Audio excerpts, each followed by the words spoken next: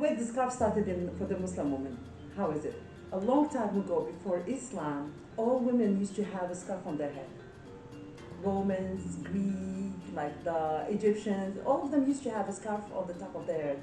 And it used to represent the aristocrat level, like, the high society level. And like the woman who used to be sort of a slave or a prostitute used to not cover up at all.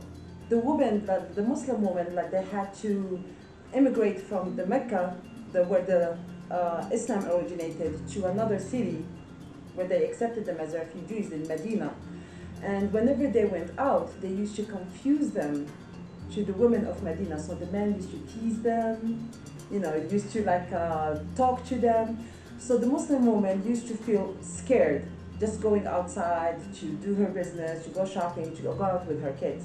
So that's when the verse of the Quran came down, and when they asked the woman, just the scarf that's in your head, you pull it forward and you cover up. That's it.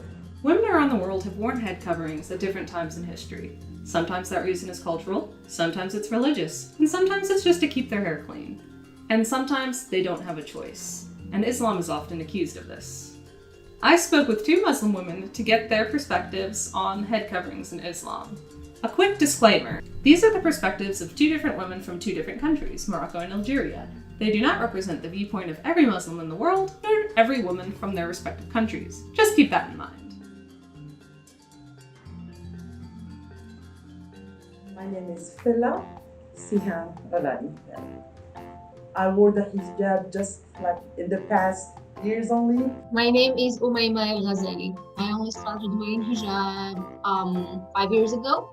There isn't really a set age to when a person should wear a hijab. Usually the girls typically start wearing them when they reach puberty.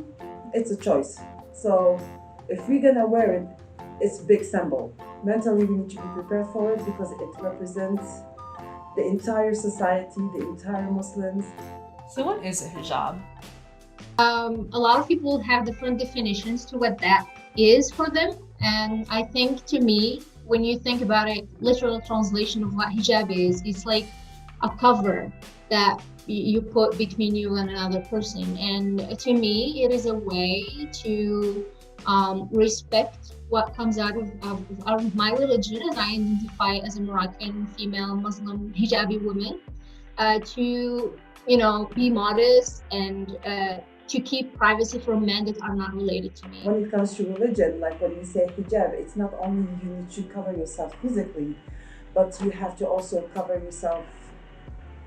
You cover your sight, you cover your ears, like what you hear, and also the way you talk. You have to be careful on the things that you say.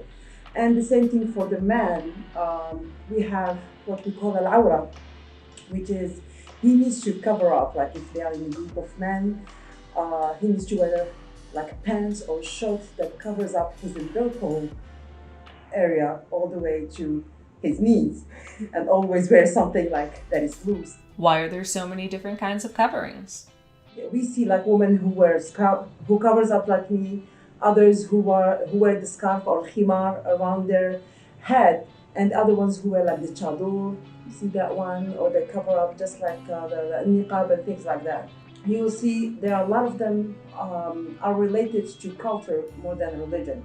So if you go to Iran or you go to in Afghanistan, where you see all that blue, long, white cloth, and they have that sort of the window, that's according to their tradition. It's not what Islam's asking you to do.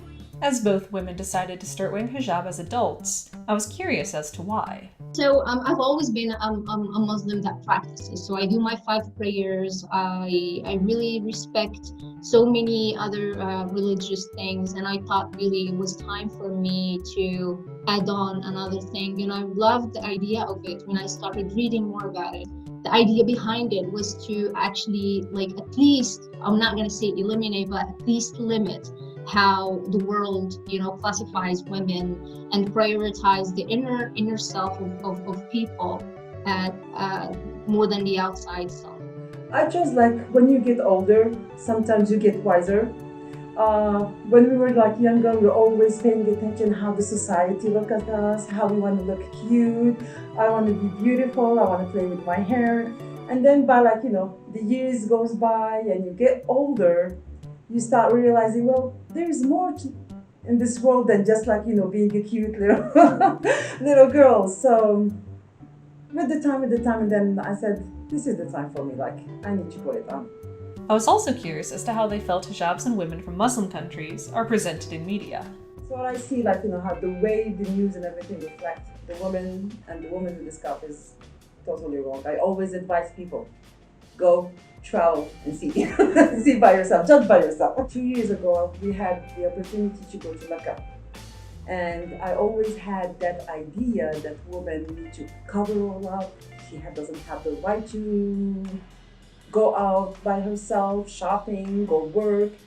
And so we were prepared. We were prepared mentally. We were prepared. We said, okay, when we are going to be going there, we have to cover up good. We make sure that nothing is showing up.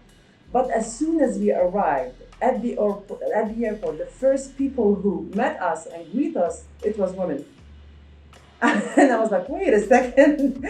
And then we stopped, our first stop, it was in Jeddah. And then in the airport, I saw another woman who had blonde hair, and it was like all the way long. She was not covered. And I was like, are we in Saudi Arabia or are we here? No, even my daughter, she was surprised. And all of this because of the propaganda, and all of this is because of the way the news reflects, whatever they want to message, they want to give to the society. So, when I watch it on movies and videos and things like that, as a looked at as a form of oppression, it does not really make me happy. But in some areas, you'd find girls who were asked by their parents to wear it since an early age. And there are people who grow up into that idea and just start wearing it. And there are people who fight the idea when they become independent and all that. They take it off because they don't feel like they were convinced. And there are the people like me who grew up in a community or a house that lets you do, make your own decisions. And I'm not going to say either of these is the one dominating how people think in Morocco, but, you'll find both ideas. And I would love if media would portray both stories and just not focus on one and not the other. While hijabs are often portrayed negatively, how do people respond to them in person, be it in their home countries or abroad? When you are in Algeria, unfortunately, some people, they start seeing it as like a sort of, oh, she's wearing a scarf, she's a little bit not open, she's not a free woman. I've never been in a situation where that was questioned, really, but it is respected. I mean, I work in an organization that's not Moroccan, so I do work with people who have different faiths and different religions in the same workplace. But I think if I lived abroad with a hijab on, I would still, I'd feel different. But here in Morocco, it's really it's becoming a norm somehow, even though not a lot of women wear hijab in Morocco, and a lot of people who've been here were surprised to see that it was a mixture, especially in bigger cities. You'd find that not a lot of women would wear hijab, and I would never feel how other people are feeling around the world having the hijab on. Because what people do, for example, when you go with friends or whatever, is that people would take the hijab off and would put a hat and then a scarf on the neck, just so that they could hide what a hijab will hide, but still do not show that image of a hijabi person because they're afraid to be attacked for who they are. The way I wear it now is different if I wore it back home. When I started wearing my scarf, I used to wrap it around my head. And then with the elections, the last elections, things got a little bit bad. And the area that I live in, my kids are the only ones who are Muslims in their high school and their middle school. And usually when I used to go shopping, I always had, that look, people staring at me, but I didn't mind because I said, I need to look stronger for my kids. They need to learn from it. Be proud of who you are. But when people started, one day somebody passed with his pickup truck and his friend, they just looked at me. Another one, and I was with my kids. Another day, it was like somebody insulting me. One time, there's this guy who came closer to me. It was a really hot day, and he just touched my scarf, and he was pulling. He said, "Aren't you feeling hot with this?" So that was a red alert for me.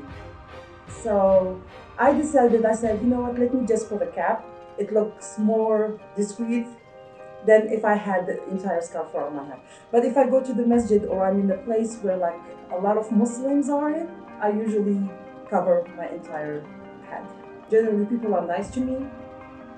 Sometimes you can feel that they hesitate at the beginning to know you, to talk to you. But as soon as they get used to me, they are so kind and they are so friendly. My last question was just to know what they wish people would understand about women who wear hijab. I would tell them, listen up, I would tell them, if you have questions, just come over and ask. And she will be pleased to answer all your questions. Because I say, like, it's the ignorance that's scary. The ignorance is the scary part, but as long as you understand something, you learn about something, you're gonna be more acceptable about it.